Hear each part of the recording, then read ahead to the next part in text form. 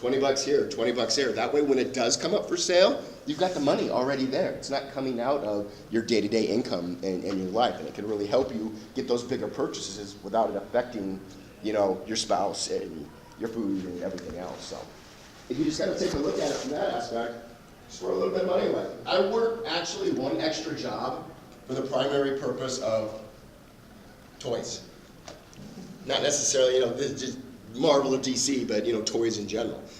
I work those extra hours specifically for that. My wife knows that I'm putting those extra hours in at that other job for that money. So, and for her too, that, you know, we can pick up.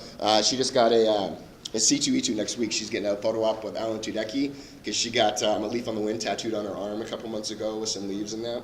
So, you know, she's into it too, but she really freaks out if I just spend a big plop of money right off the bat.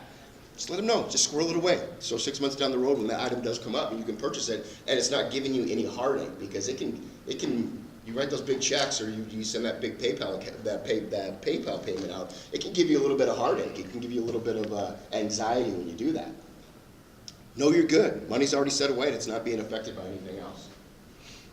Educate yourself. We're going to have a slide here in a second about educating ourselves. The big thing is, what is the item worth to you? How many people collect comic books? How many people use the Overstreet comic book guide to determine what the values of comic books are? This is one of my pet peeves, because Overstreet, those comic book price guides, were set up to track what comic books were selling for. Then, at some point in history, it turned around where all the comic book shops were using the prices in there to price their comics and to set price points. So instead of letting us determine what those comics are worth, a price guide is now determining what they're worth. But what's it worth to us?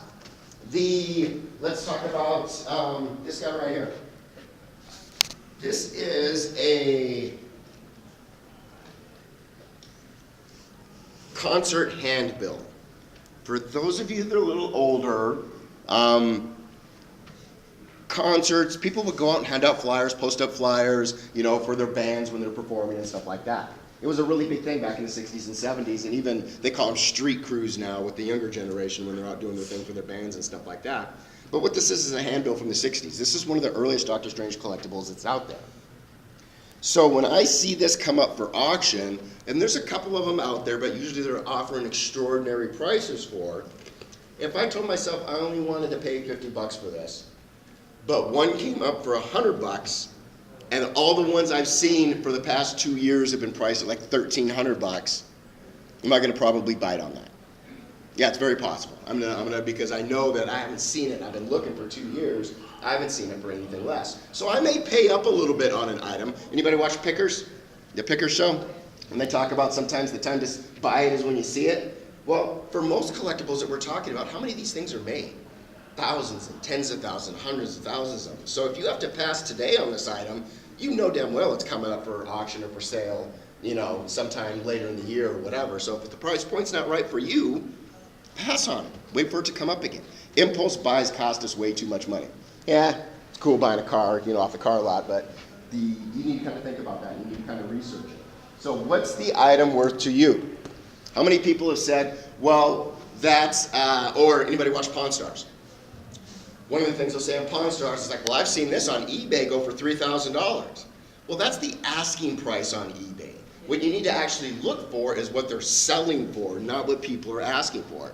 Because they'll put up crazy price items just to see if some fool will bite on it, you know, because they don't care. It doesn't cost them any money to advertise that item for a year on eBay, really, if they can get somebody to bite on it for 10 times what it's actually worth, even if they're not representing the item.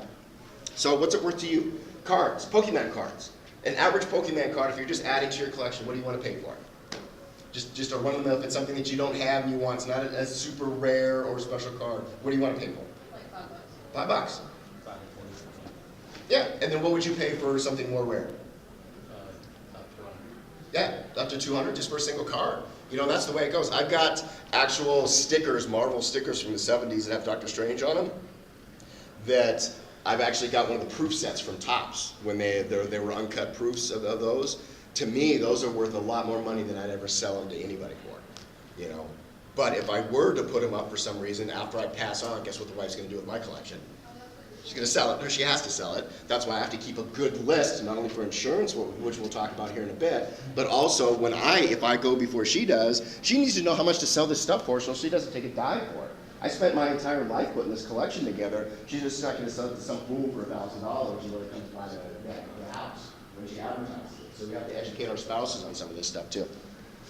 So what's the item worth to you? If it's overpriced, move on. Most of these collectibles, like I said, they make tens of thousands of them. You'll find another one at some point. Pass on, move on.